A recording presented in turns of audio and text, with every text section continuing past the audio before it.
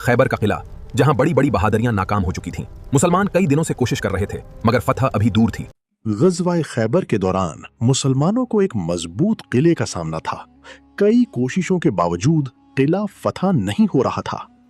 اس وقت آقائے نامدار حضرت محمد صلی اللہ علیہ وآلہ وسلم نے فرمایا، کل میں جھنڈا اس شخص کو دوں گا جو اللہ اور اس کے رسول سے محبت کرتا ہے اور اللہ اور اس کا رسول اس سے محبت کرتے ہیں۔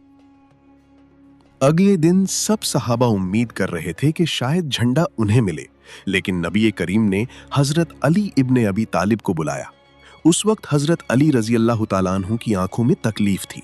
نبی کریم نے اپنے مبارک ہاتھ سے دعا کی اور اللہ کے حکم سے ان کی آنکھیں ٹھیک ہو گئیں۔ پھر حضرت علی رضی اللہ تعالیٰ عنہ نے بہادری کے ساتھ میدان میں قدم رکھا۔ دشمن کے مشہور طاقتور جنگجو مرہب نے مقابلہ کیا، مگر حضرت علی نے ایمان اور شجاعت سے اسے شکست دی۔ بعد میں مسلمانوں کو فتح نصیب ہوئی۔ اور پھر وہ لمحہ آ گیا جب اللہ نے مسلمانوں کو عظیم فتح عطا فرمائی۔ خیبر کا وہ مضبوط قلعہ جو برسوں سے ناقابل شکست سمجھا جاتا تھا، آخر کار اسلام کے نور کے سامنے جھک گیا۔ جیسے ہی قلعے کے دروازے کھلے تو فضا میں خوشی کی لہر دوڑ گئی۔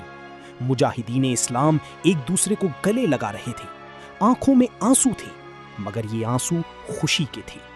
ہر طرف تکبیر کی صدائیں گونجنے لگیں، اللہ اکبر، اللہ اکبر، اللہ اکبر۔ یہ وہ لمحہ تھا جب دلوں نے سجدہ شکر کیا اور زبانوں نے اللہ کا شکر ادا کیا۔